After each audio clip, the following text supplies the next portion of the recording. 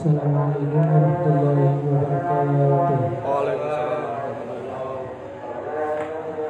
Alhamdulillahirabbil alamin. Wa bihi nasta'in ala umuri waddin. Wassalatu wassalamu ala asyrafil anbiya'i wal mursalin wa ala alihi wasahbihi ajma'in. Yang saya hormati Bapak Kiai Haji Syakir Makmur selaku narasumber pada malam hari ini, dan yang saya hormati dan saya banggakan teman-teman semua yang telah hadir dan menyempatkan waktu untuk mengikuti acara pada malam hari ini. Tidak lupa kita haturkan salawat serta salam kepada baginda Nabi Muhammad SAW yang kita nanti-nantikan syafaatnya telah di yaumil qiyamah. Amin amin ya rabbal alamin. Pada acara pada malam hari ini kita akan membahas tentang yaitu masalah teknik Kiai Syahir Mahfud dan Mbah Halimi Munji yang akan disampaikan oleh Bapak Dr. Kiai Haji Jamal Makmur. Kepadanya sebelumnya kita berselawat Nahdlatul Ulama terlebih dahulu yang akan dipimpin oleh Gus Munib. Kepadanya dipersilahkan.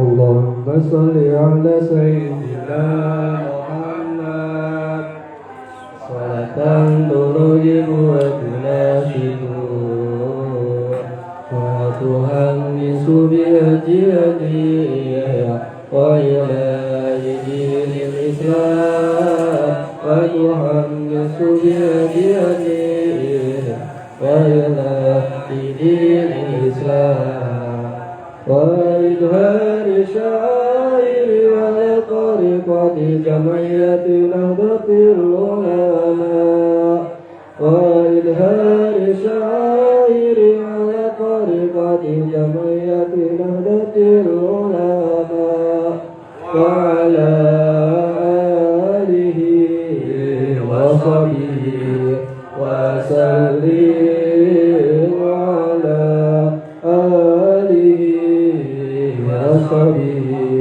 وسلم الله الله الله ثبت وانصر على الجمعية جمعية نهضة العلماء لإعلاء كلمة الله جمعية نهضة العلماء لإعلاء كلمة الله. اللهم صل على سيدنا محمد صلاة ترغب وتناشط وتحمس بهديتها وإعلاء دين الإسلام وتحمس بهديتها وإعلاء دين الإسلام وإظهار شعائر على طريقة جمعية نهضة العلماء وإظهار شعائر على طريقة جمعية نهضة العلماء وعلى آله وصحبه وسلم وعلى وصحبه وسلم. الله الله الله ثبت وانصر أهل الجمعية جمعية نهضة العلماء لإعلاء كلمة الله جمعية نهضة العلماء لإعلاء كلمة الله. اللهم صل على سيدنا محمد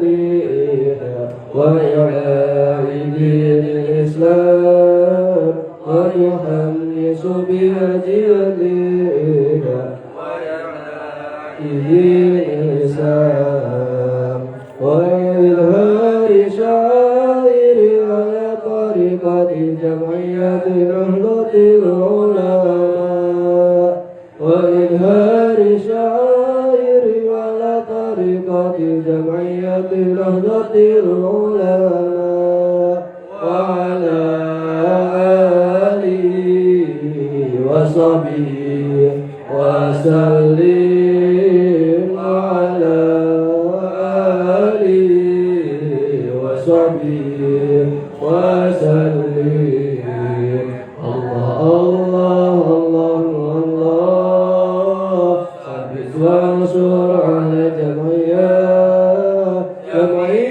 نهضة العلماء لإعلاء كلمة الله جمعية نهضة العلماء لإعلاء كلمة الله.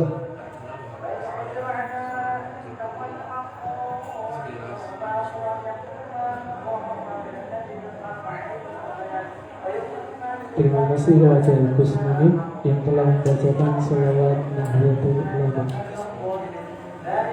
Tak kenal maka tak sayang. Mari kita perkenalkan narasumber kita Bapak Dr. Kiai Haji Sabar Makmur yang akan membahas tentang tema malam hari ini ketelatenan Kiai Haji Sahal Mahmud dan Kiai Haji Fawzi Manji. Kepada beliau waktu dan tempat kami persilahkan.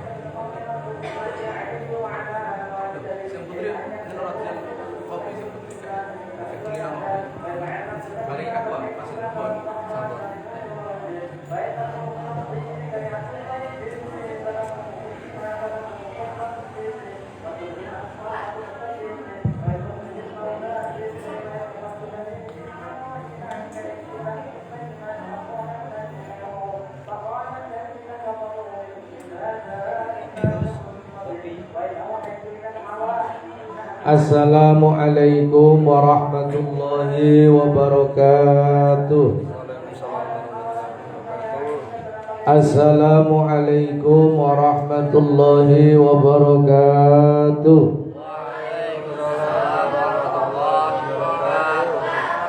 Bagus, belum jawab.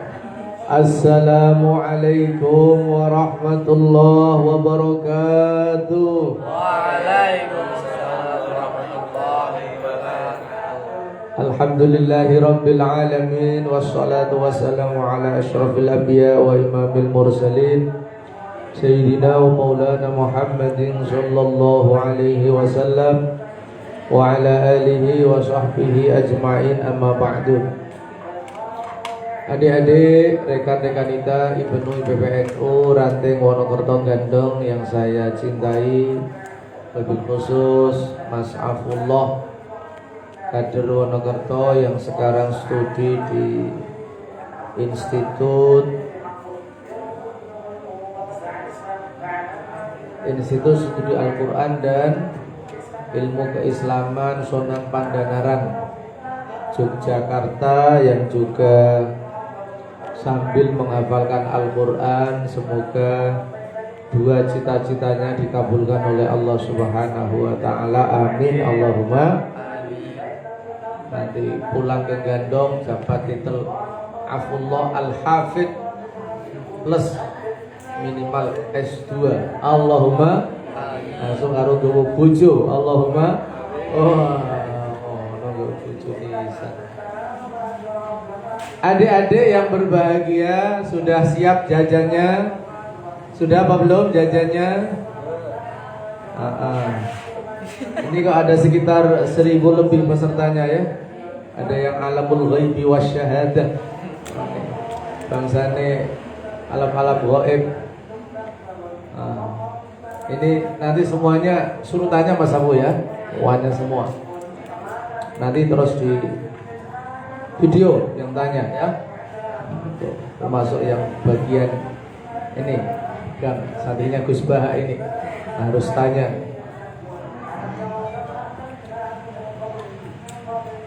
Nggak ada yang bawa bolpen ini? Nggak ada? Nggak ada yang bawa kertas? Udah, nanti dijadikan status di Facebook ya, Instagram. Siap ya? Saya berbicara sebentar saja. Yang penting kamu yang bertanya. Guru yang baik itu yang sedikit bicara. Apa? Guru itu yang baik, guru yang sedikit banyak diamnya, begitu. Murid yang baik yang banyak bicara, sedikit diamnya. Banyak bicara. Adik-adik yang berbahagia, Nahdlatul Ulama itu singkatan kebangkitan para ulama. Jadi ulama adalah epicentrum. Ulama adalah figur utama Nahdlatul Ulama. Kalau orang NU sudah tidak mengikuti ulama, namanya bukan NU. Makanya kalau kita ngaji kitab Hujjah Ahlussunnah wal Jamaah karya Kiai Haji Ali Maksum yang kemarin dibaca Pak Kiai Bowo, hadis yang pertama kali ittabiul ulama, ikuti ulama, fa innahum surujud dunya wa masabihul akhirah. Ulama itu siapa? Ya, ulama itu orang yang ilmunya dan perilakunya sesuai dengan baginda Rasulullah Muhammad sallallahu alaihi wasallam. Kita yakin kita punya guru namanya Mbah Sahal Mahfud. Kita punya guru namanya Mbah Fayumi Munji, ini guru saya. Punya guru Mbah Maimun Zubair. Sampai kepada Imam Syafi'i, sampai kepada Rasulullah Muhammad sallallahu alaihi wasallam. Inilah ulama.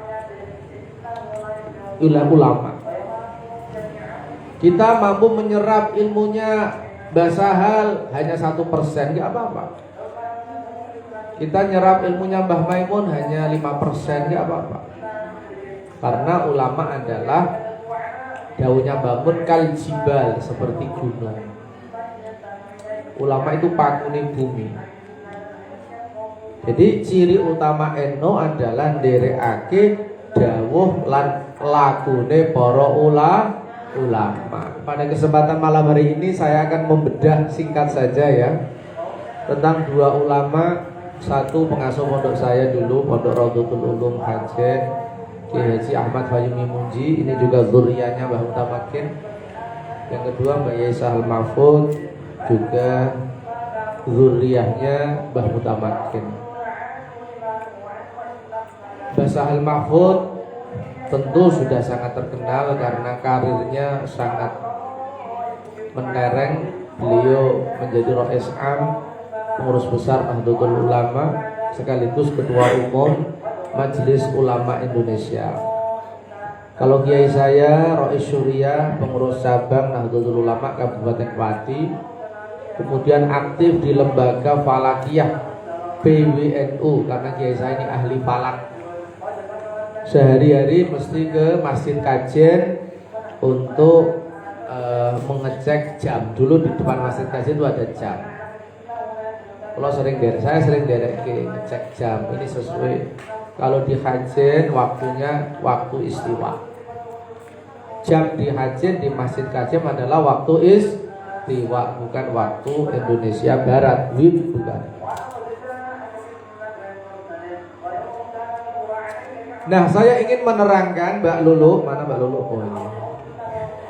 Menerangkan 7 sifat utama Mbah Sahal dengan Mbah Fayumi. Ini aja 7 saja, supaya kita bisa tasyabbuh.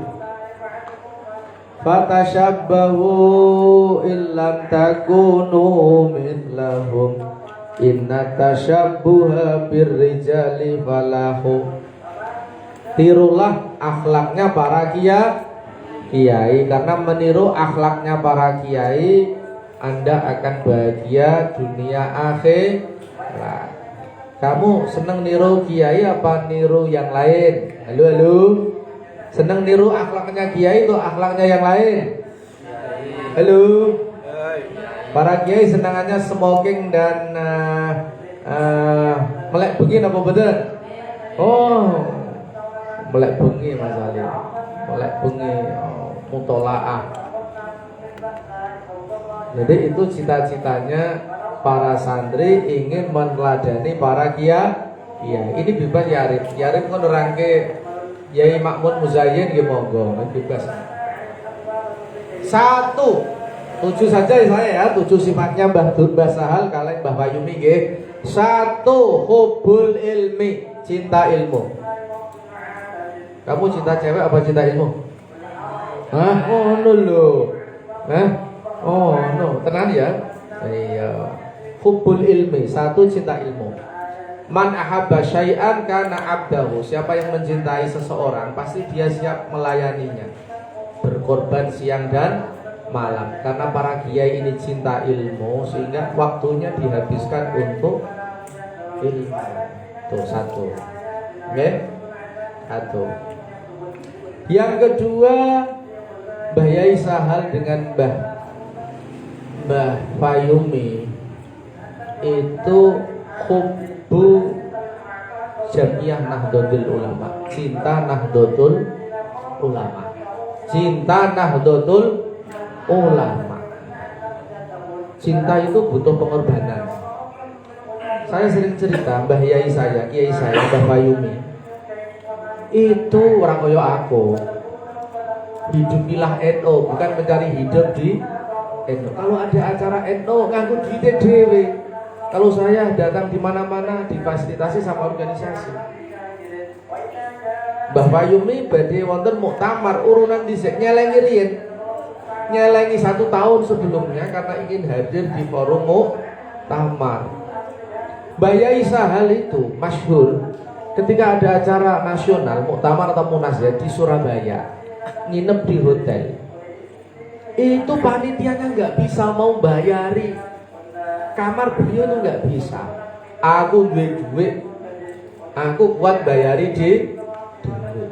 Nek aku beneran bayar saya bener kerja.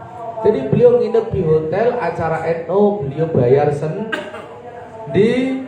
Sedangkan beliau adalah pemimpin puncak Nahdlatul yang seharusnya punya hak privilege, hak istimewa. Hak istimewa itu apa? Ya kebutuhannya dicukupi kali organisasi. Tapi karena cinta sama NU, Mbah Yai Sahal itu hidupilah NU, jangan cari hidup di NU. Understand? Wah, udah ke Pak Arif. Wah, understand ya. Yang ketiga, Mbah Yai Sahal kali Mbah Yai Fayumi niku hubbul jihad, senang jihad. Kalau Mbah Yai Sahal dikenal jihadnya namanya pemberdayaan ekonomi umat. Wis ngono wae rasa dawa-dawa ora paham. Pemberdayaan ekonomi umat. Pokoknya seneng nyantuni umat-umat, seneng pokoknya supaya wong iku iso nyambut gawe. Nek Kiai Fayumi jihadnya lebih pada ya kaderisasi dilalah nggih. Niki anu nggih apa ya sombong-sombong sithik ayo nek cara ya Arif, nek cara aku takatus nikmah.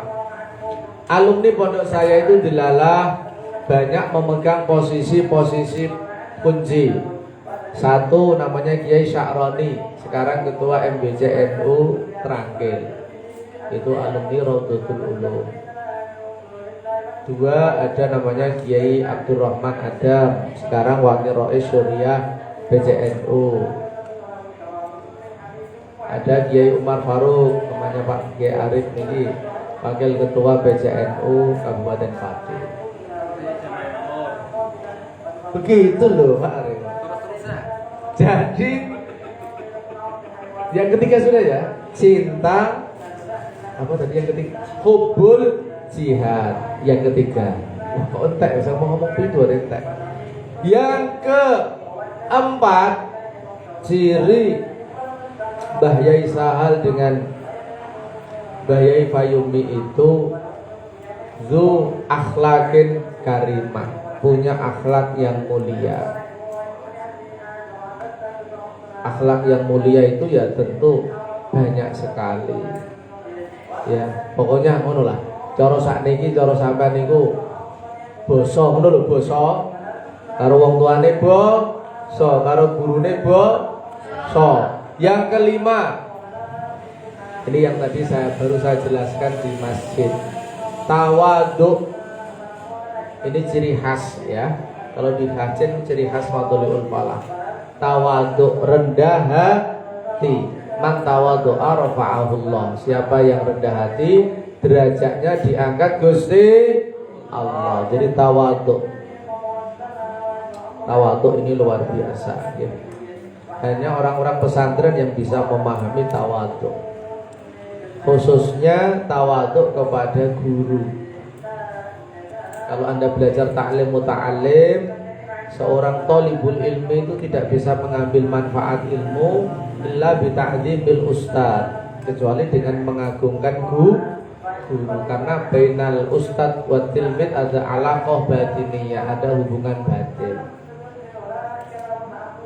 Makanya para santri itu kalau basul masail ya kritis debat, tapi kalau menghadapi gurunya akalnya dimatikan. Dia lebih mengedepankan adab. Ri'ayatu ta'addub khairun min imtithalil awamir. Ada pondok Lirboyo ketika basul masail, masya Allah ya. Ketika saya di Jombang ketemu dengan orang Lirboyo, tapi nek sing dawuh gurune dhewe ya. Itu orang wani ngunggahi.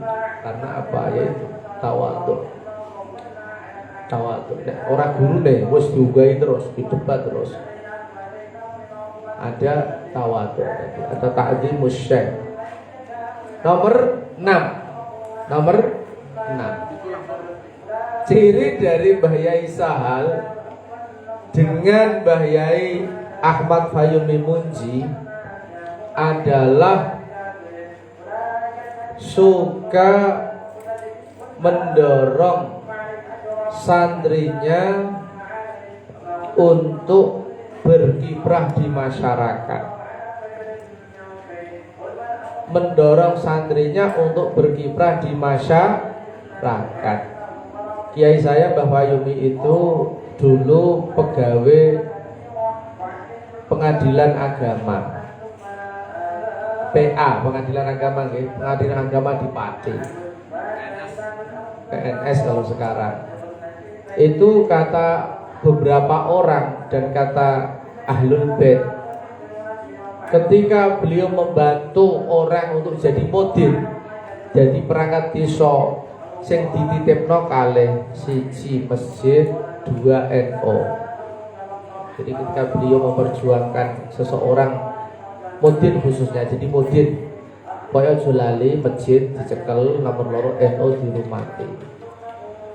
Itu pesannya Yai Fayumi. Jadi apalagi santrinya. Jadi ciri yang terakhir ya, tak gabung, senang silaturahim.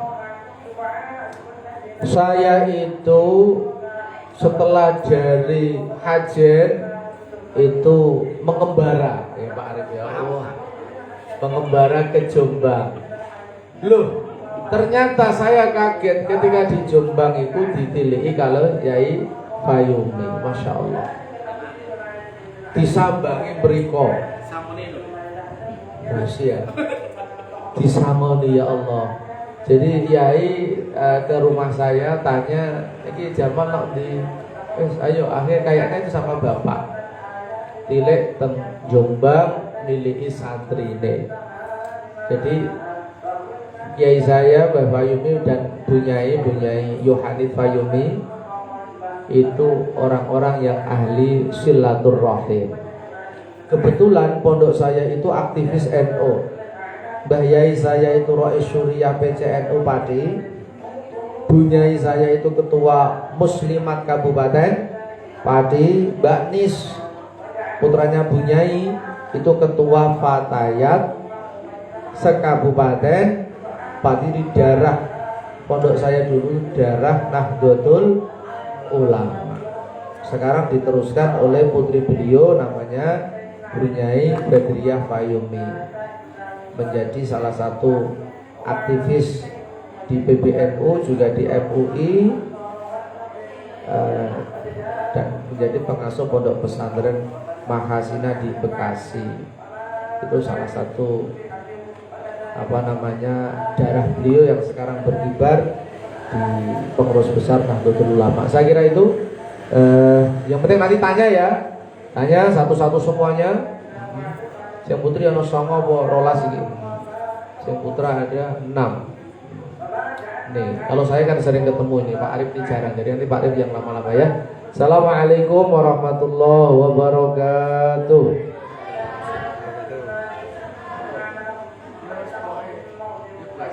Assalamualaikum warahmatullahi wabarakatuh. Bismillah, alhamdulillah, wassalatu wassalamu ala rasulillah, wala hawla wala quwwata illa billah. Yang kami hormati Bapak Kiai Dr. Jamal Makmur MA. Kenapa disebut doktor dan MA? Karena mahal dan penuh dengan perjuangan. Ini panggilannya apa ini? Anak-anak atau rekan-rekan kita yang berbahagia.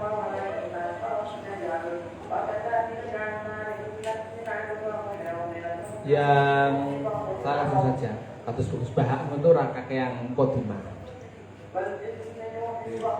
Bicara terkait dengan kapasitas kita sebagai seorang santri, tentu kita akan mengalami berbagai perjalanan keilmuan yang beragam.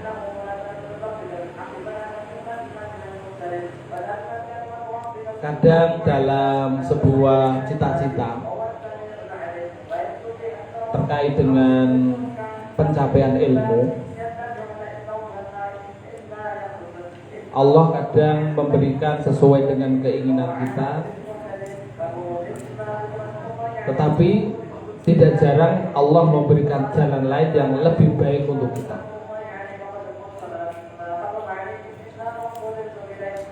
Ini seperti yang dialami oleh Jamal. Dulu Jamal itu cita-citanya saya tahu, pengen belajar di Mesir. Serius, belajar di Mesir, bukan Mesir mepet pesisir, bukan Mesir asli, di luar negeri. Tetapi Allah memberikan jalan lain yang itu husnudon saya jauh lebih baik bagi beliau. Kalau pada tahun 95 beliau mulai di Kajen, karena di aku sampai 97. Nah, ketika 97 itu kemudian Indonesia dilanda apa yang disebut dengan krisis ekonomi, yang menjadikan kesulitan ekonomi itu dialami oleh semua pihak, semua lapisan. Jangankan untuk biaya sekolah, untuk makan aja sulit. Nah, saya akan menceritakan bagaimana proses dalam mencari ilmu, bukan beda-beda, tapi seluruh pencapaian itu pasti diawali dengan perjuangan. Ketika mulai awal krisis ekonomi dimulai, saya sangat ingat sekali dulu guru saya Pak Subhan Salim cerita terkait dengan bagaimana biaya haji itu naik dari 6 juta menjadi 8 juta pada waktu itu. 6 juta itu banyak sekali loh, serius. Kemudian harga emas naik, kemudian bank banyak yang tutup, dolar menjadi yang asalnya 2.500 menjadi 15.000, dan berimbas kepada kesulitan ekonomi. Saya termasuk pondok yang wajib untuk ngekos. Saya pondok di Permata. Permata itu singkatan dari Pondok Pesantren Majelis Taklim Al-Hikmah, disingkat Permata. yang diasuh oleh Kiai Haji Ma'mun Muzayyin, menantu dari Kiai Haji Abdullah Zain atau Abdullah Salam, garwane Bunyai Hanifah. Nah, sekedar tahadus saja bahwa ketika itu santri itu sudah punya kebiasaan yang tidak boleh ditiru, yaitu suka nunggak bayar kos.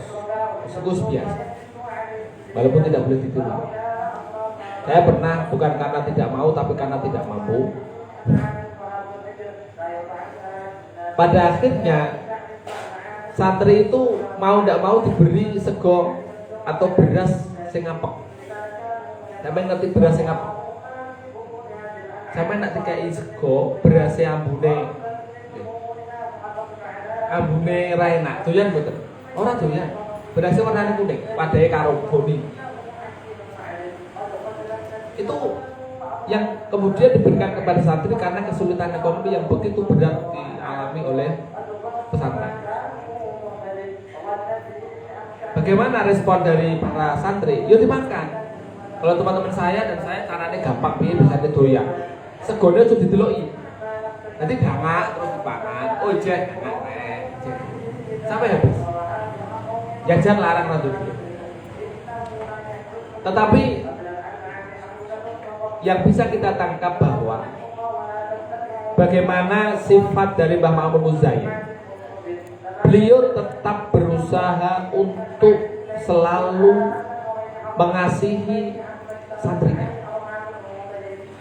Padahal kalau mau maksa, itu suruh bayar kabeh. Beliau tuh yakin punya hutang banyak untuk, dalam tanda kutip, itu memberi makan santrinya, walaupun bayar. Jadi tagihan beras, tagihan kayu. Kalau beliau beli kayu itu sak truk kayu bakar. Itu belum dibayar semua, karena belum ada uang dari santri. Santrinya ada duit wong tuane kangelan kerja. Tetapi beliau tetap memberikan pelayanan yang optimal. Itu yang pertama, terkait dengan bagaimana beliau sangat mencintai santri-santri dan muridnya. Yang kedua, nanti saya cerita juga pada atau perilaku dari kiai saya, Pak. Yang kedua, Mbah Ma'mun Muzayyin itu setahu saya wiridannya itu ngaji. Jadi selama saya mondok di sana itu saya tidak pernah diajak atau santri yang lain diajak untuk istighosah. Tidak pernah sama sekali. Beliau selalu kalau tidak pas tindakan itu ngimami sendiri. Subuh, duhur, asar, maghrib, isya itu selalu berusaha beliau ngimami sendiri. Istiqomah jamaah. Dan wiridannya itu tidak lama-lama. Ya kayak wiridannya Pak Jamal ngoten itu. Paling ya istighfar, kemudian subhanallah ping 33, enggak pernah bawa tasbih beliau. Pakai tangan. Kemudian wiridan selesai sholat 5 waktu, dan 5 waktu selesai sholat itu ngaji terus. Setelah subuh, setelah duhur, setelah asar, setelah maghrib, setelah isya. Kuat-kuatan karo santri ini, kuat dia ini. Saya kadang-kadang mikir, beliau itu setelah isya itu ngaji, setelah maghrib ngaji. Pertanyaannya, makan malamnya kapan? Beliau itu makanya kadang-kadang disempet-sempetin sebegitunya. Jadi beliau wiridannya itu ngaji terus. Saya masih ingat dulu ngaji di pagi hari itu ada Bukhari, kemudian Irsadul Ibad, kemudian Takrib, kemudian yang lainnya. Beliau ngaji terus. Selain ngaji di Matolek dan mengajar juga di Darun Najah, karena beliau adalah direktur Darun Najah. Itu yang kedua. Jadi ngaji terus. Beliau tidak pernah kemudian ngajak istighosah yo le maca gini, tidak pernah. Artinya begini, kadang-kadang itu jalur untuk mencapai sebuah tingkatan yang dekat kepada Allah itu jalurnya beda-beda. Ada yang pakai istighosah benar, pakai ngaji juga benar. Yang ketiga, beliau itu adalah tipe orang-orang yang inisiator, menjadi orang-orang yang menginspirasi dan menginisiasi, memulai. Kita bisa lihat bukti-bukti beliau. Beliau itu mendirikan pondok pesantren itu juga pada masa beliau. Beliau mendirikan madrasah diniyah Al-Hikmah pada masa beliau. Beliau mendirikan pondok perguruan Islam Al-Hikmah Prima itu pada masa beliau tahun 93. Saya masih ingat betul. Dengan segala keterbatasannya. Ada sebuah informasi, tapi tidak pernah ngajak santri untuk melakukan. Wakilah, beliau itu wiridannya itu sholawatan. Tapi rata ngejak santri di sholawatan, mau coba sewu, yang santri yang di pondok tidak tahu kalau santri tidak. Itu sholawatan. Sehingga kemudian beliau itu mampu untuk atau dimudahkan oleh Allah untuk membeli tanah-tanah yang digunakan untuk pendidikan. Jadi beliau membeli tanah yang ada di perempatan yang digunakan untuk sekolahan prima itu, mampu untuk membeli yang digunakan untuk prima yang timur itu, mampu untuk melakukan pembangunan terus itu. Padahal beliau itu pekerjaannya itu rakyat toh. Sedino-sedino itu ya nopo tamu guyu ngoten mawon. Serius. Kemudian yang ketiga, beliau atau yang keempat ya ini, beliau itu dalam melakukan pendidikan itu sangat memperhatikan santri sampai kepada hal-hal yang bersifat mendasar. Contohnya begini, ini sudah bilang santri ini bosan kelas kiai ini betul betul. Di Jamal itu betul. Ketika mau ujian di Matolek pada zaman dulu, itu kan syaratnya harus lunas SPP. Gitu ya, SPP. Ngerti ya? Orang lunas SPP mesti orang ngerti gon manggone temudi, ra iso kerjake. Karena Matolek itu untuk memaksanya itu gampang. Tinggal tempat duduknya diacak, ngoten mawon wis bingung diri. Setiap hari tidak sama tempatnya. Mau enggak mau harus bayar. Santri itu ada yang kemudian saya tidak tahu latar belakangnya, apakah tidak diberi atau memang diberi tapi rodo daplek ujungnya cah. Itu tidak mampu untuk membayar. Apa yang dilakukan? Matur yai, utang. Jadi akeh ono ceritane santri ku utang karo kiai ini. Respon Pak Yai apa? Diutangi. Tanda tangan, ada bukti, tidak kemudian dikaitkan, tapi tanda tangan, bukti bahwa diutang. Sampai sebegitu. Kalau mau tahu siapa yang utang, mutapa, tak ditutup. Tapi sampai mesti ngerti. Sampai begitu. Itu beberapa sifat dari beliau. Terus beliau itu dalam memegang prinsip itu luar biasa. Di Permata itu ada sebuah aturan yang mungkin kolot waktu saya daripada yang lain, yaitu larangan keras merokok. Larangan keras. Padahal yai itu sehari itu habis 2 bungkus rokok. Tapi santri ini haram rokok. Nek ono kondangan rokok, iku ditoke. Tapi nek maling, orang ditoke. Aneh kan? Santri itu kemudian protes. Ya dengan bahasa Yun sewu napa saged tata tertib. Itu kan ada tata tertibnya, itu diganti. Jawabannya yai gampang. Yo sing iso ganti yo sing nyusun awal. Aku tanda tangan tok, ya golek ono kae sing nyusun awal. Padahal santri-santri sing nyusun awal itu bayar kabeh. Artinya beliau tidak berkenan untuk mengganti aturan itu terkait dengan masalah rokok. Artinya beliau sangat kuat memegang prinsip. Tentu beliau mempunyai pertimbangan-pertimbangan bagaimana atau kenapa kemudian santri itu dilarang merokok. Walaupun beliau merokok, ada yang kemudian protes. Jenengan ngelarang rokok, jenengan rokok piyambak. Lu jenenge santri ya. Jawabannya ya gampang. kowe nek iso kaya aku ngerokok sakarepmu. Aku genteni. Engko kowe tok ngerokok. Langsung santri itu nangis. Karena tidak akan kuat terkait apa yang dilakukan oleh beliau. Ya itu sama seperti ketika Syekh Abdul Qadir Jailani dibelahke. Lho santrine kok mangan roti atos, jenengan kok mangan ayam. Pripun lah? Kan kaya melahke ngoten niku. Ya, Imam Ghazali juga pernah dibelahke ngoten niku. Jawabannya ya, kowe nek pengen iso ngerokok, aku genteni. Kowe entuk ngerokok.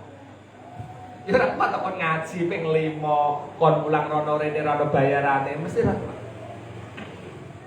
Akhirnya jual 50. Nah, itu beberapa sifat yang bisa kita tiru.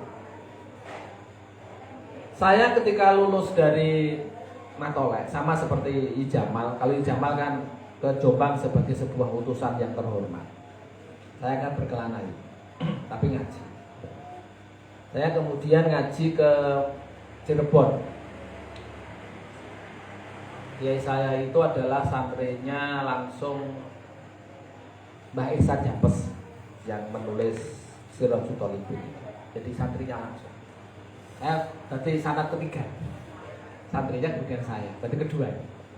Tapi saya tidak khatam. Karena ngajinya setelah maghrib, sidik-sidik kan. Jadi bukan khatam. Tapi saya pernah mencapai ilmu itu. Di sana juga beliau sangat tawadhu. Saya punya kiai selain dari Cirebon itu yang di Penuh. Dari banyak kiai, beliau yang paling zuhud dan paling wirai serta paling nyumun sewu fakir. Kalau yang lain nyumun sewu, mobil itu hal yang biasa. Beliau itu jangankan mobil, motor itu pada tahun 2001 itu Alfa 2R. Mungkin Alfa 2R ya? Yang ding. Dan beliau itu ketika kemana-mana itu dibonceng ya. Padahal beliau itu sepuh, dibonceng kemana-mana. Tidak sungkan, tidak biasa. Dan satu yang kemudian sangat membekas dari beliau adalah beliau itu sangat tawadhu kepada santrinya. Ketika beliau bertemu dengan santrinya, beliaulah yang pertama kali salam. Dan beliau ingat siapa santri-santrinya. Sampai lulus itu jeling. Wah, aku raiso nih. Jadi wajah-wajah ini kok nama-nama ini kok jeling. Ketika di jalan kok ketemu beliau salam dulu. Cek naik mobil, kalau naik mobil itu biasanya rajin kesah, santrinya no sesugele aku terno, santrinya mulai di mobil terus ngetek. Nanti kemudian sudah balik lagi. Yang kedua, selain contoh dari kiai yang tawadhu tersebut, beliau itu tidak sungkan untuk melakukan apa yang dilakukan oleh santri dalam kegiatan-kegiatan yang bersifat massal. Contoh, kalau ada ro'an, ngerti ro'an ya? Jabang. Biasanya kan kiai ini kan tinggal ngadeg sampai ngoten kan, kayak Pak Jamal. Tapi beliau enggak. Ketika santrinya jekel foto, beliau jekel foto. Loh, serius. Ketika ono acara tendaleme dan beliau itu memberikan makan, sing ngulungi sapa? Beliau sendiri. Itu wonten kiai ngoten. Bahkan ada teman saya itu yang kemudian ketika nongkrong di jendela, karena jendelanya kan terbuka ya, waktu itu nongkrong kuning jendela sing bukaan coba waktu itu kan. Nah, kemudian jagong jenenge bar ngaji jagong, cekak. Terus nggak tahu dari belakang itu ono wong muni, Amit nggih. Orang ngerti. Ternyata yang muni Amit nggih itu kiainya. Segitunya. Langsung santrinya belayu cepat kuping. Nah, maka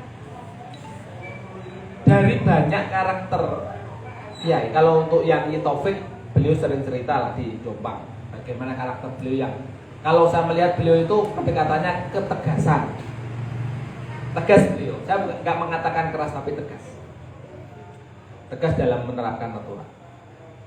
Nah, kiai saya di Petok itu, ya wiridanya sama. ngaji. Jadi setelah subuh ngaji, setelah jam 8 sampai jam 10 ngaji. Kemudian berduhur jam 1 sampai jam 3 ngaji. Ku barasar sampai maghrib ngaji. Ku jam 8 pokoknya barisa nanti jam 10, setengah 10 ngaji. Ngoten enggak sih, Dok? Mai saya dari mana? Wallahu alam. Ya beliau punya sedikit ladang lah. Saya tahu salah dan pelem karena pelemnya colong santri ini sudah bergabung. Tapi beliau sangat mengasihi santri. Dari banyak apa yang saya sampaikan, kesimpulannya apa?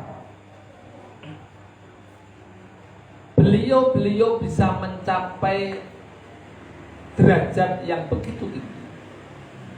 Tentu ada jalan-jalan yang berbeda. Ada yang lewat jalan penegakan aturan yang tegas. Ada yang kemudian menggunakan jalan adab. Ada yang kemudian menggunakan jalan nasrul ilmi, ngaji. Ada yang kemudian menggunakan jalan istighosah. Kalau di Cirebon sering jajak istighosah. Nah, kita sebagai santri harapannya kan meniru semuanya. Tapi nek ora iso kabeh, ojo ditinggal kabeh. Malah yudroku kulluhu, la yudroku kulluhu, kama qala ya jamal. Kan dia ahli usul fikih. Sesuatu yang tidak bisa dilakukan semuanya ojo ditinggal kabeh. Ora iso kabeh ya sithik. Kita kok suwe aku daripada ijazah. Terima kasih. Nanti kalau tanya jangan kepada saya. Saya adalah badal golat, beliau adalah yang mubdal minu yang terbaik. Wallahu alam. Assalamualaikum warahmatullahi wabarakatuh. Waalaikumsalam. Tepuk tangan dong yang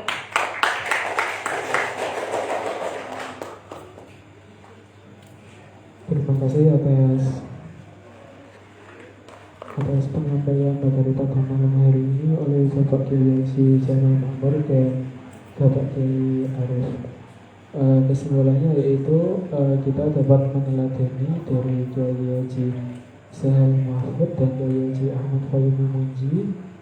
Yang pertama yaitu hubul ilmi, yang kedua tentang hubul nahdlatul ulama, yang ketiga hubul jihad, yang keempat mempunyai perilaku atau akhlak yang baik, yang kelima yaitu tawadhu, yang keenam mendorong santrinya untuk berkiprah di masyarakat, yang terakhir yaitu suka bersilaturahmi. Dan untuk yang meneladani dari Kiai Arif yaitu kita harus meneladani santri itu, entah itu dari mengaji atau dari ketegasannya, nasrul ilmi dan lain-lain. Dan yang sudah disampaikan beliau, kalau tidak bisa melakukan semuanya harus memilih salah satu dari yang disebutkan tadi. Untuk teman-teman semua, rekan dan rekan kita IPN IPWNU, apabila ada pertanyaan bisa disampaikan. Sesi pertama 7 pertanyaan. Silakan.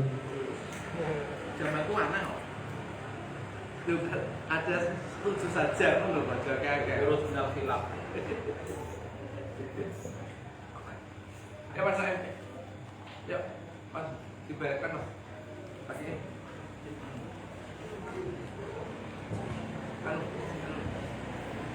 Apa ini Mas?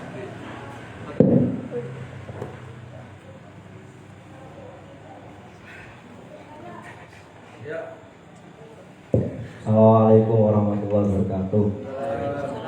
Ya, saya izin ingin bertanya kepada kedua narasumber bahwa tadi yang disampaikan oleh Bapak Jamal dan Bapak Arif kan sama-sama merujuk ke ketawaduan para pengasuh pondok ataupun para kiai masyayikh. Dan di sela-sela penjelasan dari Bapak Jamal tadi kan menjelaskan tentang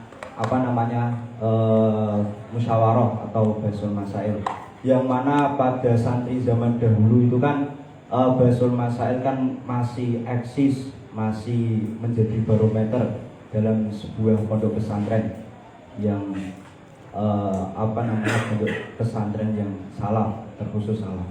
Dan yang saya mau tanyakan kepada Bapak Jamal itu, apakah dalam masa sekarang yang masa milenial ini pada santri salah juga, apakah Basul Masail itu masih eksis atau tidak, atau apakah Basul Masail itu masih menjadi barometer untuk santri sekarang? Dan kepada narasumber kedua Bapak Arif yang mana menjelaskan tentang ketawaduan para kiai dan para santri yang agak nakal. Yang saya tanyakan itu adalah bagaimana kita sebagai seorang santri, terkhususnya alumni pondok pesantren tersebut, bagaimana cara kita membalas jasa-jasa kiai tersebut, dan bagaimana cara kita untuk ketika kita mohon maaf, ketika kita melanggar di pondok belum sampai kita membayar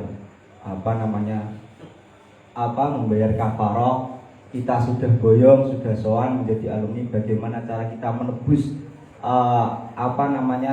pelanggaran-pelanggaran kita ketika dahulu kita ke pondok.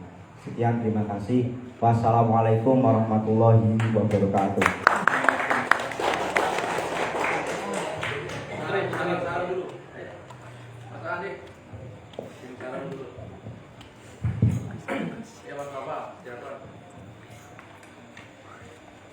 Assalamualaikum warahmatullahi wabarakatuh. Bisa bertanya, setelah kami mendengarkan cerita tadi, benar, kami melihat sosok Kiai Jamaludin itu kan sosok yang gigih dalam bernaskah ini. Bagaimana kita menyikapi hal itu di tengah dunia teknologi yang sudah berkembang ini, agar hati ini tidak sering berubah-ubah? Namun pertanyaannya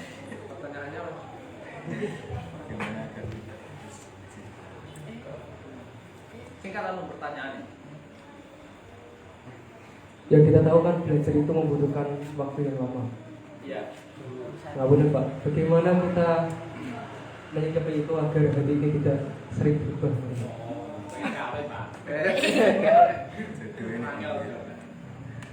Ayo, Mas Bapak. Ayo. Bismillahirrahmanirrahim. Assalamualaikum warahmatullahi wabarakatuh. Izin bertanya, bagaimana cara menteladani sifat-sifat para ulama terdahulu?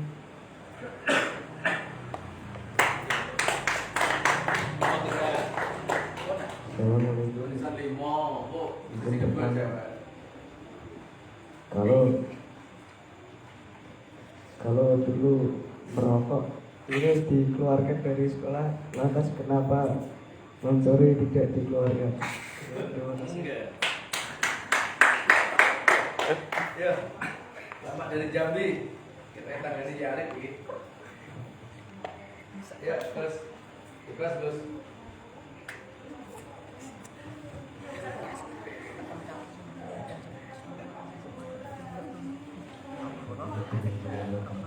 Salam.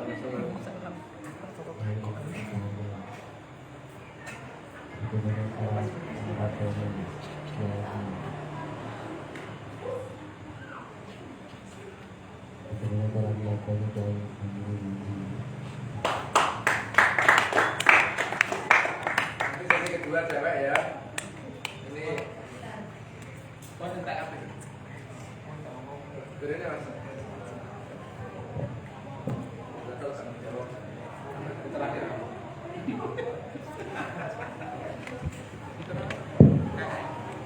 Terima kasih kepada para penanya. Untuk pertanyaan pertama yaitu dari Mas Naim dan Bapak Kiai Jamal, yaitu apakah Basul Masail masih sebagai biro member dalam khususnya Pondok Salaf, dan ada narasumber yang kedua yaitu Bapak Kiai Arif, yaitu membahas tentang bagaimana kita membalas budi Kiai kita ketika kita sudah menjadi alumni.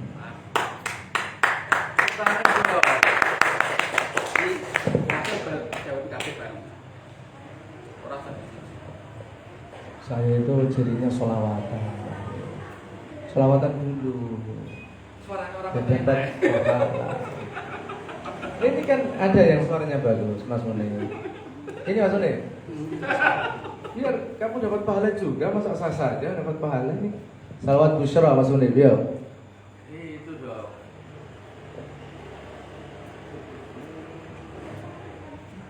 Kamu mas Bapak sih. Allahumma sholli wa sallim ala sayyidina Muhammadin sahibil busyra salatan tubashiruna biha alana wa auladana wa jami'a masyayikhina wa mu'allimina wa talabatana wa talibatina min yawmina hadha ila yaumil akhirah. Allahumma salli wa sallim ala sayyidina Muhammadin sahibil busyra salatan tubashiruna biha wa ahlana wa auladana wa jami'a masyayikhina wa mu'allimina wa talabatana wa talibatina min yawmina hadha ila yaumil akhirah. Allahumma salli wa sallim ala sayyidina Muhammadin sahibil busyra salatan tubashiruna biha wa ahlana wa auladana wa jami'a masyayikhina wa mu'allimina wa talabatana wa talibatina min yawmina hadha ila yaumil akhirah. Allahumma sholli ala Muhammad. Untuk bagi-bagi pahala masa. Itu. Wah, perempuan ini sudah mau bertanya semua. Nanti sabar dulu. Sabar dulu. Itu. Adik-adik yang berbahagia, saya berbahagia sekali malam ini ya Allah. Ternyata Wonokerto ini banyak kader-kader hebatnya. Allahumma amin. Adik-adik yang berbahagia, pesantren itu punya banyak metode tarbiyah taklim. Ya. Satu namanya bandungan. Guru ngaji, santrinya maknani. Namanya apa lagi? Bandungan. Kedua namanya sorogan. Santrine moco, gurune nyemak. Nek salah dibenerno. Dulu ceritanya Mbah Mun ya sorogan ketika santrinya masih sedikit. Santrinya yang banyak dan masih sorogan itu namanya Mbah Yai Haji Ali Maksum Krapiak Jogja. Santrinya sing gesang saya akrab namanya Kiai Haji Ali Muhtarom Sekarjala. Yang ketiga metode pesantren ada namanya tahfidz atau hifdzu. Di pondok itu mesti ada hafalan Alfiyah, Jurumiyah, Takrib. Mas An kemarin gambarkan apa? Jurumiyah kalih sorof. Mas Naim kemarin ibriti kalih takrib. Nggih. Gus Gandeng ngapalkan apa kemarin? Sniffing, ngono lho. Gitu ya. Yang keempat, metode pondok pesantren yang keempat ada yang namanya Bahsul Masail. Ini panjang ceritanya, tetapi kalau kita baca bukunya Dr. Zamakhsyari Dhafir, ini sudah dirintis sejak Hadratus Syekh Kiai Haji Muhammad Hasyim Asy'ari. Jadi kalau ada masalah-masalah di masyarakat, maka beliau mutus santri-santri senior, Mbah Wahab, Mbah Bishri, santri-santri Mbah Abbas Muten. Ini ada masalah, gimana jawabannya? Silakan kamu musyawarahkan, Bahsul Masail. Jadi zaman Mbah Hasyim di Tebu Ireng ini mendidites Bahsul Masail terbatas. Santri-santri senior yang termasuk santri dan santri dan menantu beliau ya Arif, yaitu Kiai Haji Maksum Ali. Saya dulu pernah di sebelah di pondoknya beliau, Kiai Maksum Ali. Walaupun nggak lama lah, setengah tahun lah, 5 bulan, 6 ya, 6 bulan. Yang punya Sorof Abdillah Tasrifiyah itu saya pernah di situ. Oke, yang sekarang cucunya menjadi pengasuh pondok Tebu Ireng Gus Kikin. Dia aku pulang SMP ini tengah kota. Terus yang kelima ya, Bahsul Masail yang kelima ada metode pesantren namanya taklif, tasnif, menulis. Tapi ini tidak tidak begitu. Yang paling kokoh ini Lirboyo taklif ini. Yang keenam ini yang paling kelihatan laki-laki di Jogja namanya Khidmatul Ummah. Khidmah cara kampusnya itu KKN. Di Krapia itu ada namanya Kodama. Saya dulu sedikit-sedikit dengan ke Jogja, mesti mampir karena adik saya di Jogja di Krapia, jadi saya ke Krapia, nginep di Krapia.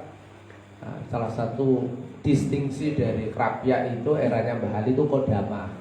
Saya lupa sih katanya Kodama, Mas. Kodama katanya apa ya? Jadi salah satu program Kodama itu khususnya ketika Ramadan, santrinya disebar di musola ini, di masjid ini untuk ngimami tarawih, untuk kultum, pokoknya disebar. Salah satu programnya itu Khidmatul Ummah. Jadi minimal ada 6 pesantren. Tetapi khusus untuk Bahsul Masail yang eksis memang pondok-pondok salaf. Karena apa? Karena orang bisa Bahsul Masail itu kalau punya kemampuan membaca dengan benar, sesuai dengan strukturnya. Nahwu sorofnya harus kuat. Orang bisa memahami ilmu nahwu dan sorof karena punya semangat belajar yang tinggi, yaitu mutola'ah. Nah, mutola'ah ini tidak cepede-cepede ya. Mutola'ah itu budaya pesantren, khususnya pesantren salaf. Mutola'ah kitab itu kebanyakan kalau waktu senggang dulu kan mutola'ah buku, kebanyakan jarang yang mutola'ah kitab. Tapi kalau di pondok-pondok salaf ya, mungkin itu menjadi pemandangan setiap hari ketika waktu senggang selalu membaca. Filosofi kita ya ada pada ta'lim. Apa itu? Mutarahatus sa'ah khairun min ta'allumi syahrin.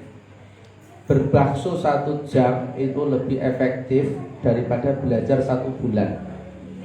Kalau kita Bahsul Masail sebentar saja kita bisa menyerap ilmu mubahisin ini yang dia mempersiapkan itu bisa.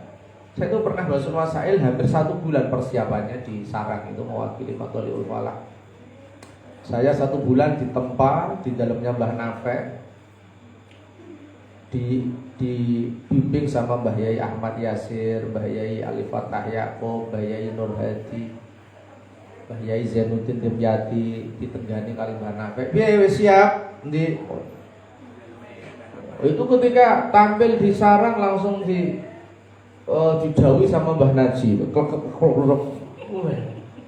Jadi Bahsul Masail kan butuh persiapan tapi butuh mental. Nah, mental ini yang perlu waktu menghadapi utusan-utusan dari pondok-pondok besar yang sudah malang melintang ini, sudah menguasai medan. Jadi itu. Jadi menurut saya ya Basul Masail itu parameter kualitas bukan kuantitas. Maka kita alhamdulillah di Pati ini ada pondok Mambaul Ulum, pondoknya Bayi Anik Muhammadun itu yang sering mewakili Basul Masail di berbagai pondok di Jawa Timur ya, Matoliul Falah mewakili berbagai event Basul Masail. Tetapi ya ini memang sangat elit ya, sangat elit. Sangat elit artinya pondok-pondok yang betul-betul tafaqquh fiddin. Yang kedua, saya ingin menjawab dua saja, yang lain Pak Arif aja. Yaitu Gus Jambi sama Gus Wafa. Bagaimana cara meniru meneladani Mbah Payumi? Ngoten nggih? Alhamdulillah. Gimana cara meneladani Mbah Payumi?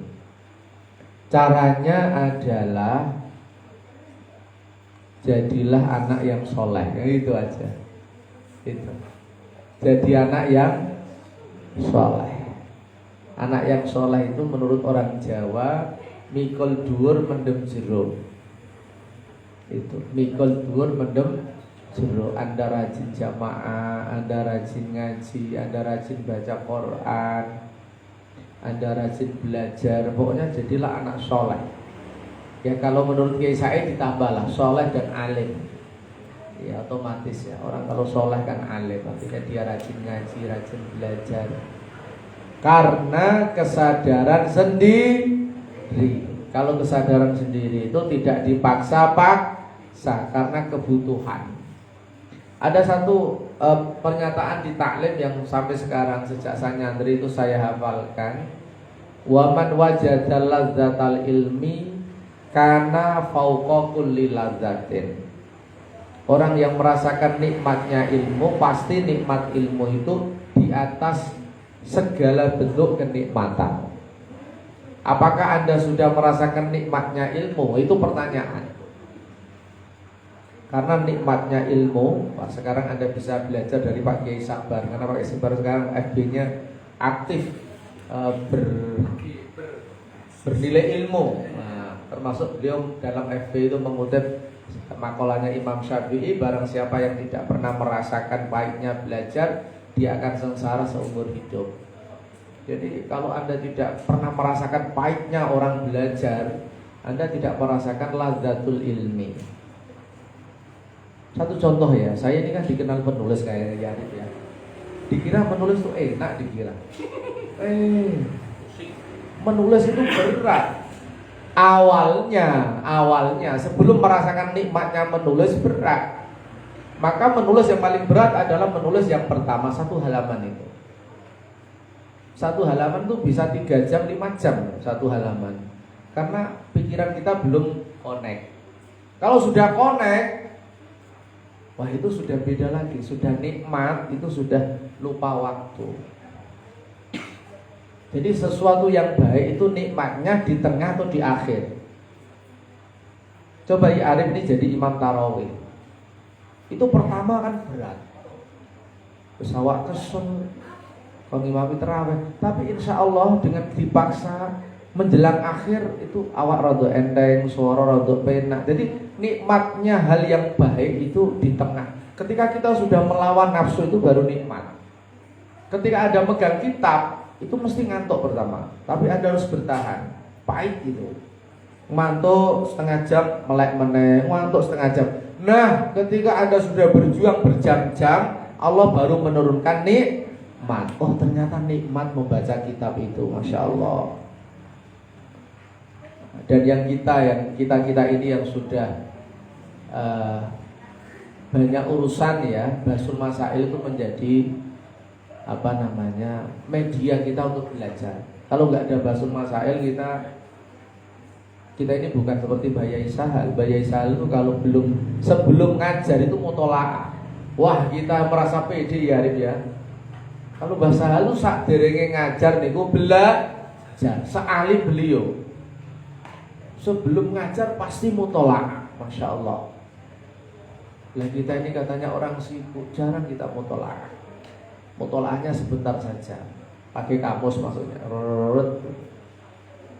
Jadi metode paling efektif yang kita rasakan sampai sekarang adalah Bahsul Masail. Karena dengan Bahsul Masail kita dipaksa untuk membuka kitab.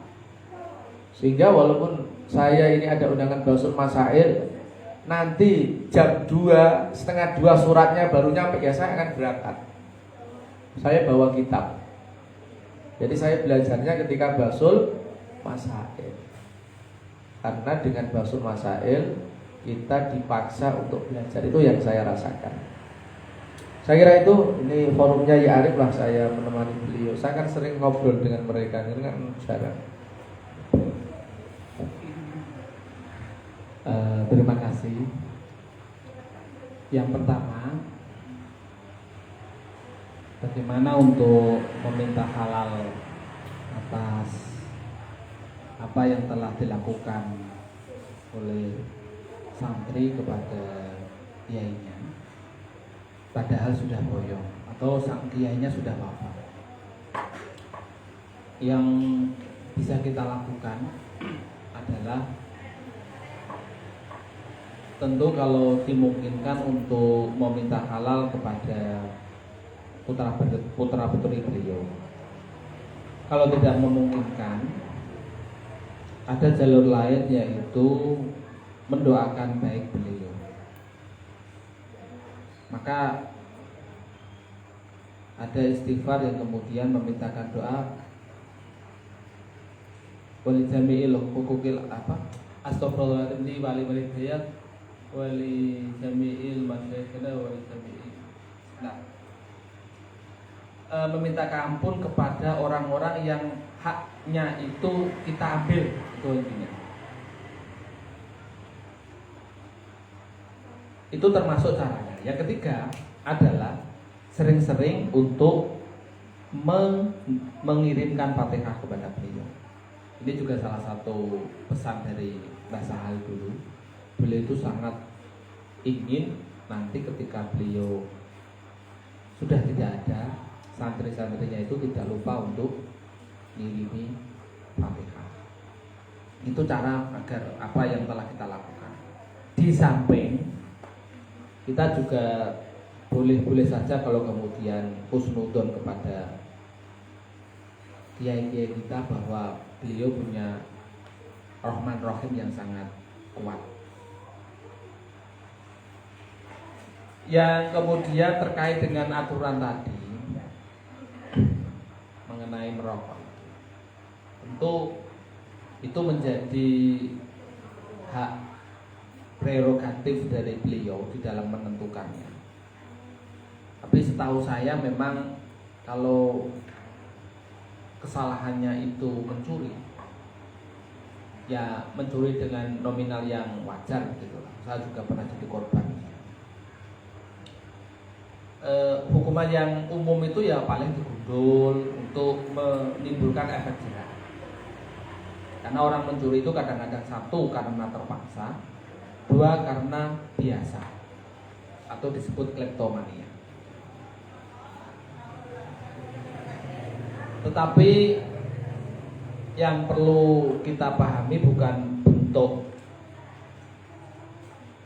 penerapan hukumannya. Semua sama-sama salah, ada tetap sanksinya.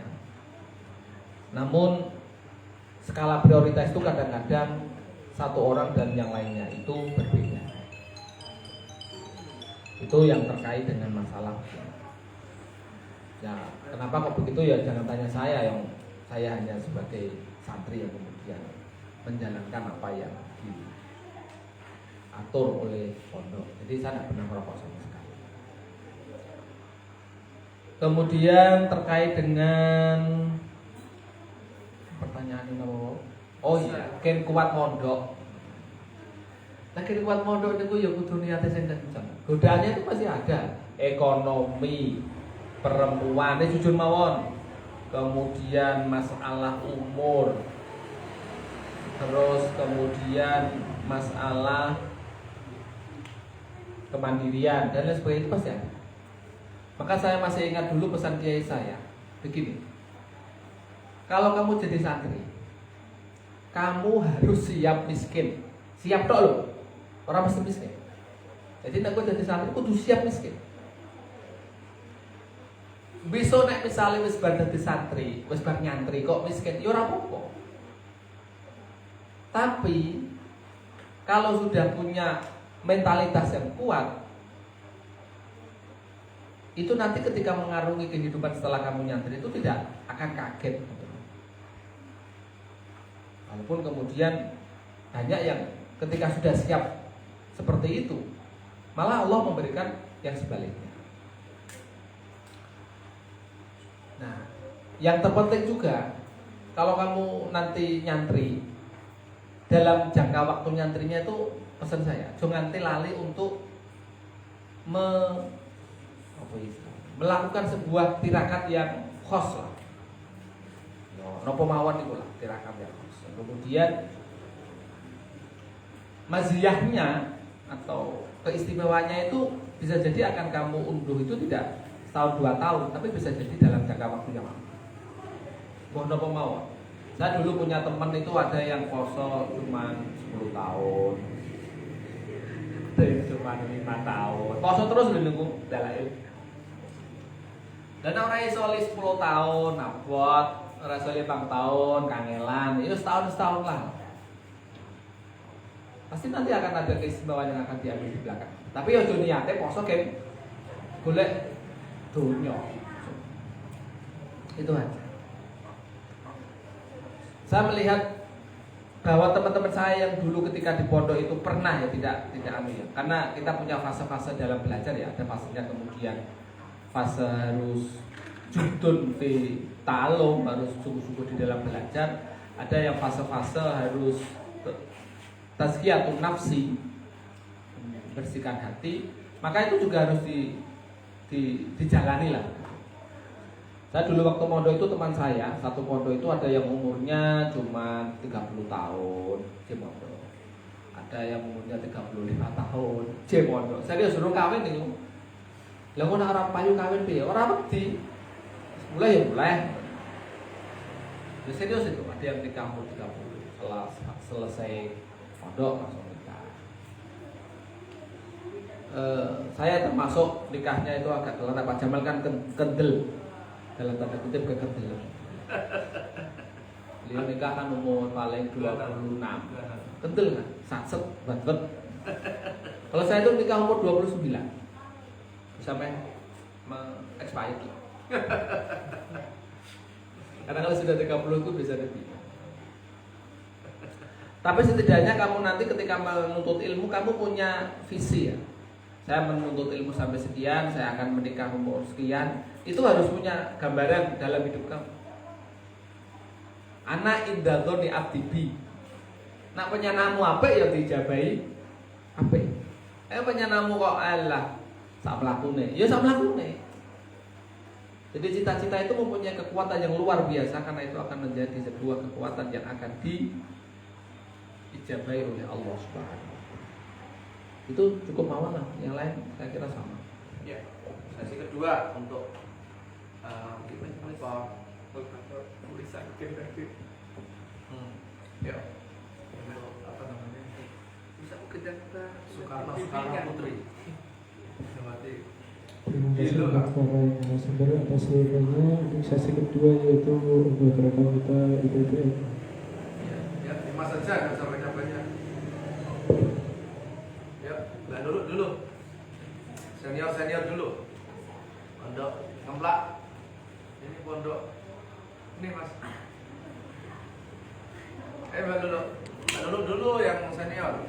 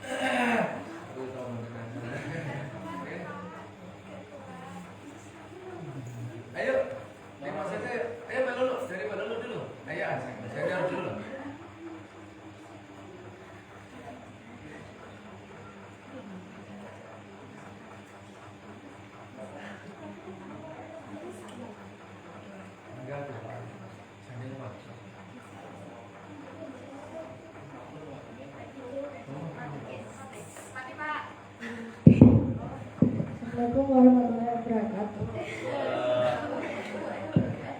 Pak, saya izin bertanya. Di era digital yang serba cepat ini, nilai keteladanan apa yang tertanam pada Kiai Fayumi Haji yang paling relevan untuk diambil oleh santri-santri?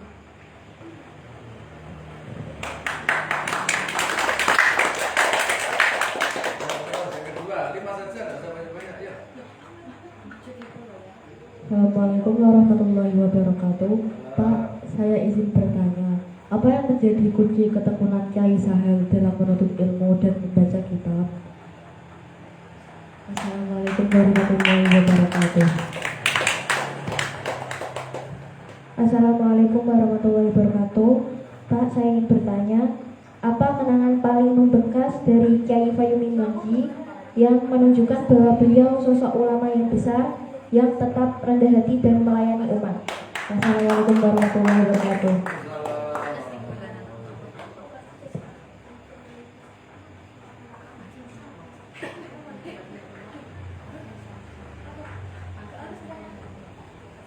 Ayo, ini moderator. Ini moderator.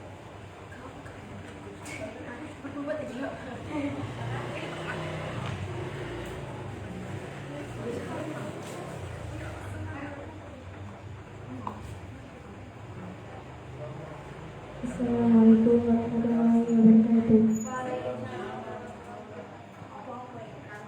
Dari penjelasan yang telah dijelaskan tadi, saya ingin bertanya, Kiai Sahel itu kan dikenal sebagai sosok yang berhati-hati dalam berfatwa. Bagaimana cara beliau menanamkan sikap disiplin dan kehati-hatian ini dalam berfatwa kepada santrinya? Terima kasih. Assalamualaikum warahmatullahi wabarakatuh.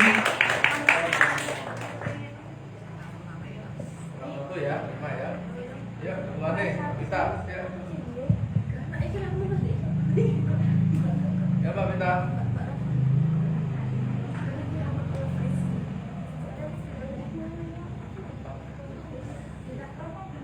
Ayo Mbak Pita, ketemu Arya Arif jarang.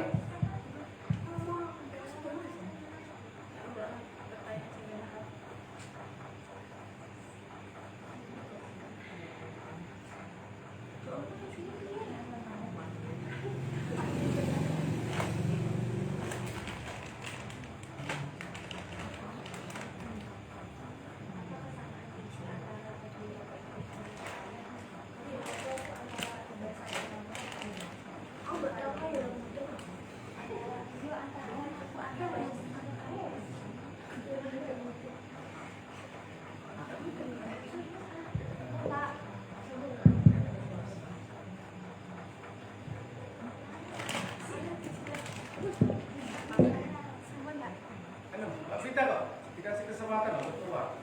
Ayo Mbak Vita. Mohon.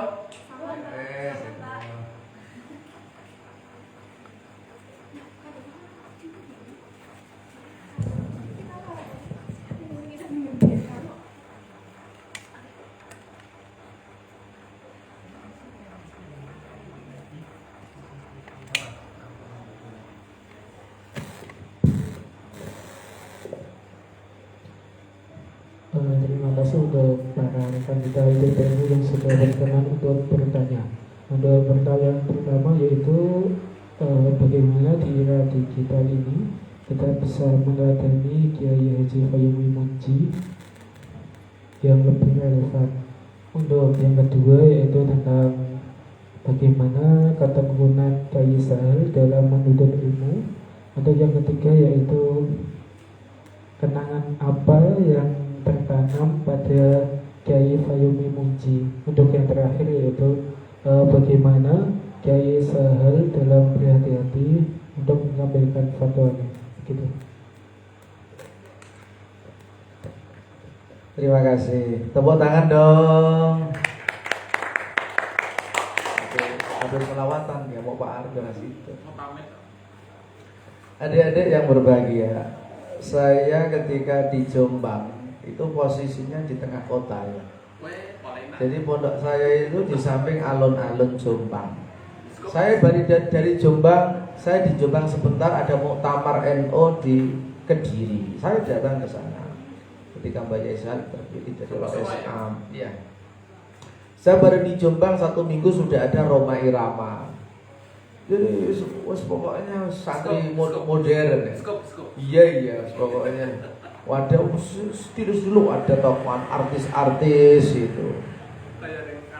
Nah, ketika pulang biasanya saya tidak pulang ke kota Gandong. Saya biasanya dari Jombang itu pasti ke Kajen. Ke Kajen ke pondok saya dulu, derek ngaji hataman Ramadan. Pokoknya saya kalau kembali tidak ke Gandong, ke Kajen dulu. Beberapa hari setelah hataman, biasanya pondok saya itu malam 21 apa 23 okay? Setelah hataman saya baru pulang ke rumah. Saya itu dari Ngemplak itu naik dokar balik sampai pondok. Subhanallah, dilala ada kiai saya. Weku aku langsung didukani. Saiki bareng dadi santri kota. Wah, numpak dukar. Itu terus saya nggak berani itu langsung. Ya saya kalau dari Ngemplak, kalau hajat ya saya jalan dari Mbah Ronggo sampai pondok saya itu saya jalan.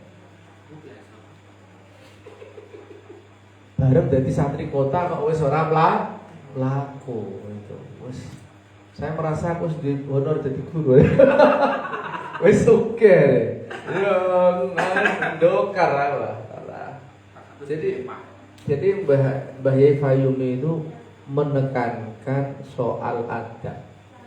Dilala dokar saya itu sampai pondok, sampai dalam. Jadi itu kan sangat tidak punya adab ya sama kiai. Jadi mestinya kan dokar itu harus di luar dan kita jalan ke pondok. Jadi ya itu pelajaran yang sangat membekas bahwa santri itu jangan sampai kehilangan ciri salafiyahnya. Karena salafiyahnya itu kan usulnya, pondasinya. Meskipun kita hidup di kota, tapi nilai-nilai tradisional itu harus kita tanam. Saya dulu di Jombang itu langganan baca koran ya. Langganan setiap pagi karena pengangguran. Ya. Salah satu koran yang selalu saya baca namanya Republika. Korannya ya Muhammadiyah, ya Ijmi. Ada satu tulisan dari Bang Ade Armando.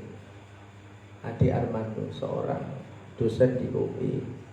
Kata dia begini, Amerika itu bisa maju bukan karena budaya malamnya, bukan karena free sex-nya, bukan karena narkobanya, bukan. Yang membuat Amerika maju itu penghargaan yang tinggi terhadap waktu. Yang membuat Amerika maju itu karena kedisiplinan sosial. Yang membuat Amerika maju itu karena ketatnya aturan. Itu yang menjadi Amerika maju, bukan karena budaya-budaya yang sekarang kita lihat di media sosial itu. Kalau Amerika sekarang kata Ade Armando, dia kelihatan pop culture-nya, jadi budaya-budaya di nightclub itu yang disorot, maka ya Amerika akan mengalami masa kehancurannya.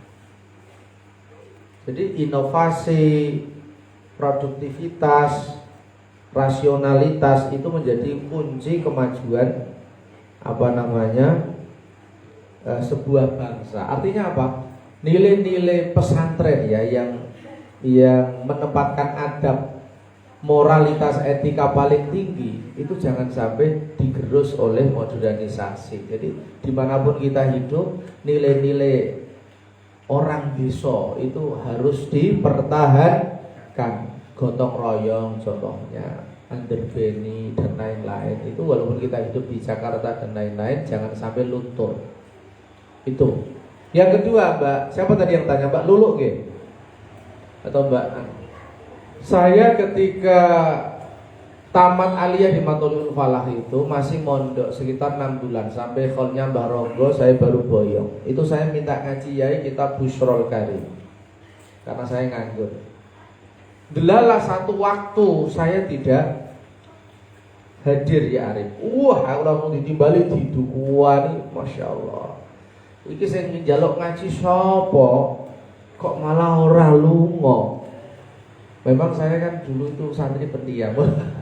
Ketika habis tamat aliyah itu saya baru suka jalan-jalan. Jadi ada teman saya di Dukoseti pulang, saya ikut pulang. Dulan omahe maksudnya. Nah itu pas ngaji saya nggak didukani. Jadi Mbak Yai Fayumi itu mendidik santrinya untuk tanggung jawab, amanah. Kalau memang kamu minta ngaji ya kamu harus yang pertama kali datang. Karena kamu ini inisiatornya, sing gagas pertama ya kowe kudu teko. Tidak ada alasan apapun. Sama dengan Mbak Yai Sahal itu. Mbak Yai Sahal itu kalau ngaji sing njaluk kok ora teko, itu gak dimulai, libur. Jadi orang yang minta pertama kali itu harus tanggung jawab. Nah orang udzur syar'i gak bisa. Oh ternyata nilai-nilai ulama dulu tuh begitu, amanah. Ada santri disuruh ngedarkan surat, telat, oh itu duka.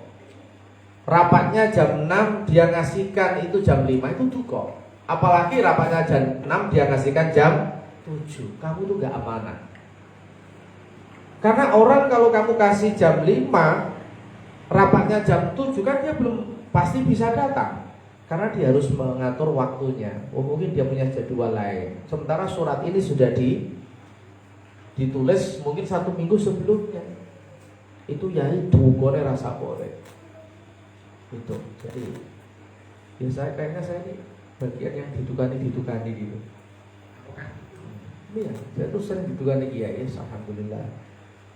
Ketika saya jadi ketua panitia pendidikan penggerak Nahdlatul Ulama di Pakis di pondoknya Mbak Yai Anik, itu delalah ada Yalal Waton itu perempuan dari MMH Payu. Wah, aku didukani, aku ketua panitia. Oh, Mas, ya, dan beliau memang fikih, ya harusnya laki-laki gitu, sami'na wa ata'na. Jadi memang kiai-kiai kita itu sangat kuat memegang syariat. Makanya Mbah Yai Sahal itu sering dawuh wazin bizinatis syar'i. Apapun perilaku kita, zinahnya timbangannya adalah mizannya adalah mizanus syar'i, harus syariat. Kalau sesuai dengan syariat kita laksanakan, kalau tidak sesuai dengan syariat ya jangan diterjang. Kemudian tentang ketekunan Mbah Yai Sahal. Apa ya kira-kira? Ini ada aspek mistiknya juga. Ketika saya nulis buku tasawuf sosial, Mbah Zaki ku dawuh. Jadi Kak Sahal iku dari 2 gendong airnya Mbah Mutamakin, sak gendong dewi digeno Kak Sahal. Sing sak gendong digeno kuwabe wong sak kajen. Jadi memang Mbah Sahal itu orang spesial. Ya, itu aspek mistiknya. Aspek lahiriahnya itu yang paling penting. Mbah Sahal itu orangnya istiqomah kalau belajar. Beliau kok belajarnya jam 7 sampai jam 10 ketika di Bendo. Dalam posisi apa beliau belajar itu istiqomah. Jadi kalau beliau belajar kok sambil jongkok begini ya, itu ya begini terus sampai jam 10. Kok bisa? Gini katanya bisa. Jadi al-istiqomah khairun min alfi karomah.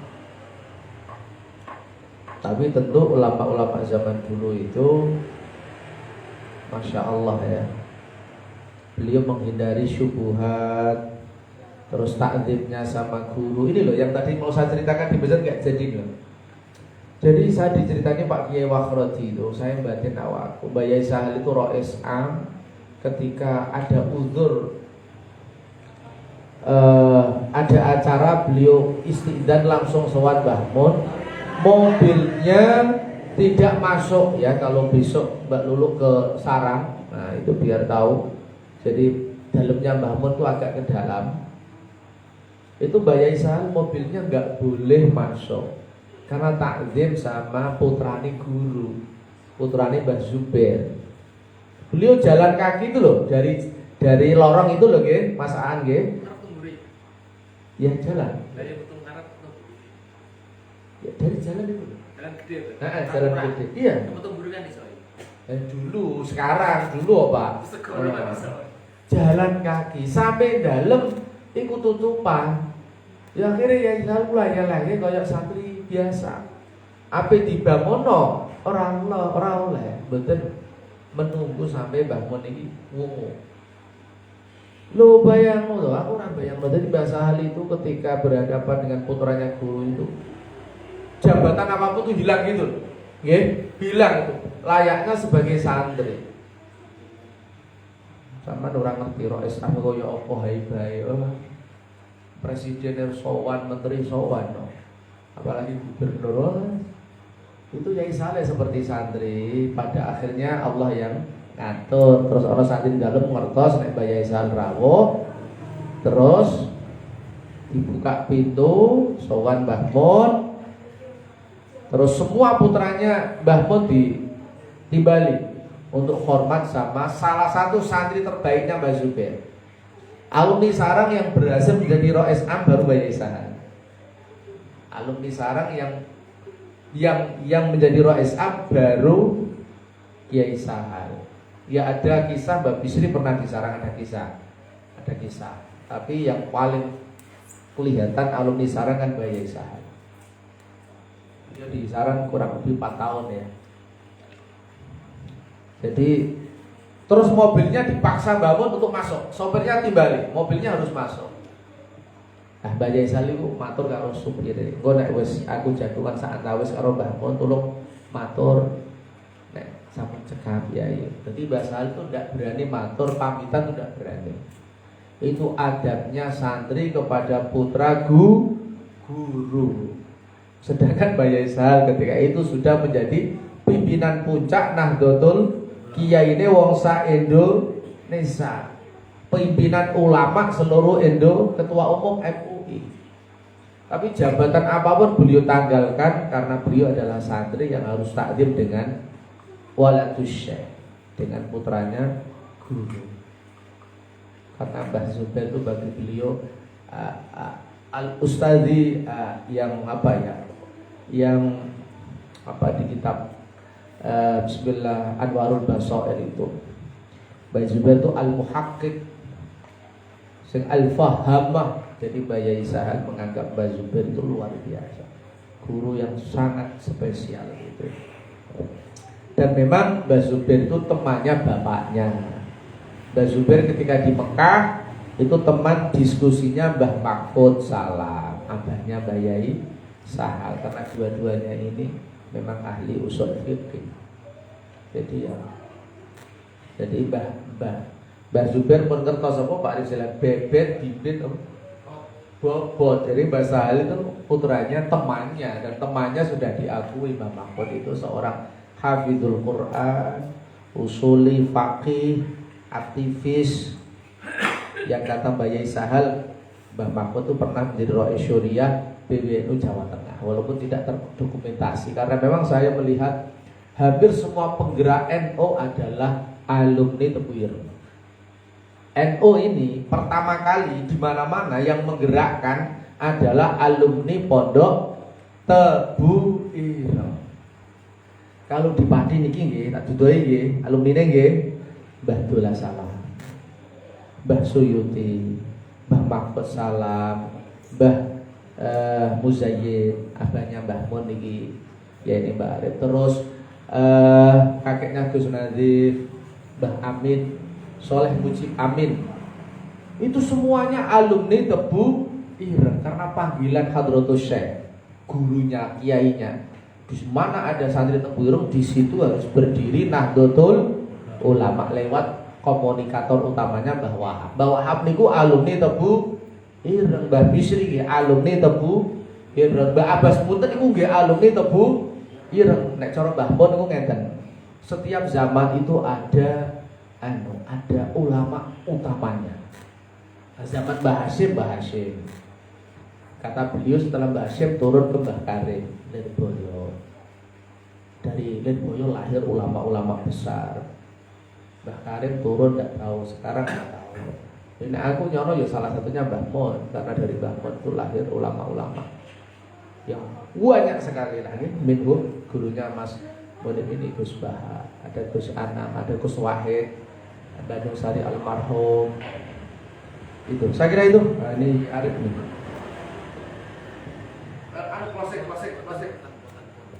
Jadi intinya adalah saudara-saudara dan saudari-saudari, mari kita punya himmah aliyah. Gitu, oke? Kita harus punya himmah aliyah. Tadi disampaikan Pak Arif, saya itu tidak punya pikiran sedikit pun untuk kuliah, itu gak punya.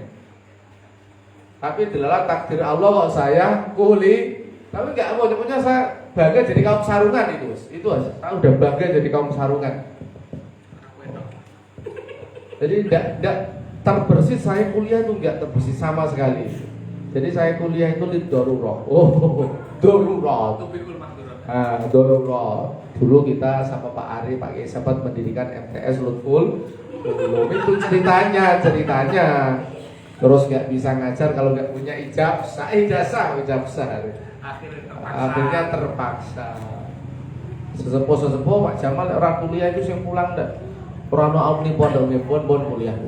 Jadi kuliah itu karena emergensi itu. Karena dipaksa oleh masyarakat harus punya ijazah.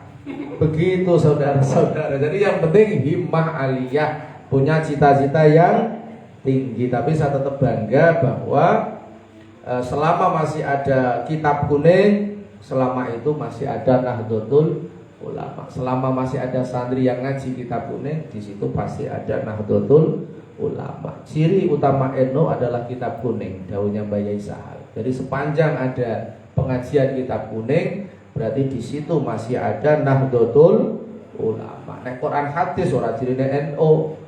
Ciri kita yang memahami Al-Quran lewat tafsir Jalalain, memahami Bulughul Maram lewat Subulus Salam, Ibadatul Ahkam. Ya harus lewat kitab kuning, tidak langsung mengambil hukum dari Al-Quran dan hadis lewat pemikiran para ulama.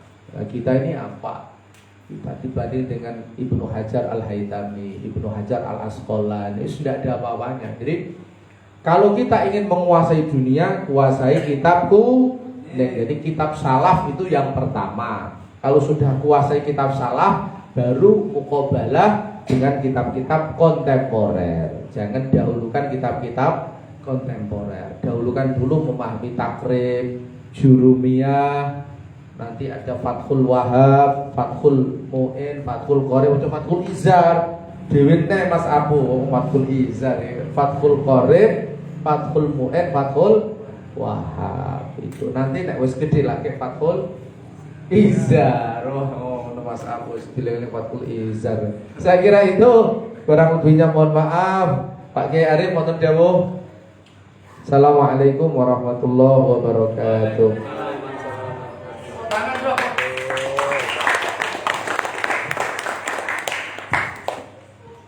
Terima kasih kepada Bapak Kiai Haji Jamal Makmur dan Bapak Kiai Arif tentang pemaparan materi pada malam hari ini. Dan terima kasih kepada teman-teman semua yang sudah hadir dan berpartisipasi untuk melakukan tanya jawab. Saya selaku sebagai moderator ingin menyampaikan minta maaf yang sebesar-besarnya ketika banyak melakukan kesalahan atau salah kata. Wabillahi taufiq wal hidayah. Assalamualaikum warahmatullahi wabarakatuh. Waalaikumsalam warahmatullahi wabarakatuh. Ayo, foto dulu apa, Ari? Foto dulu Mas.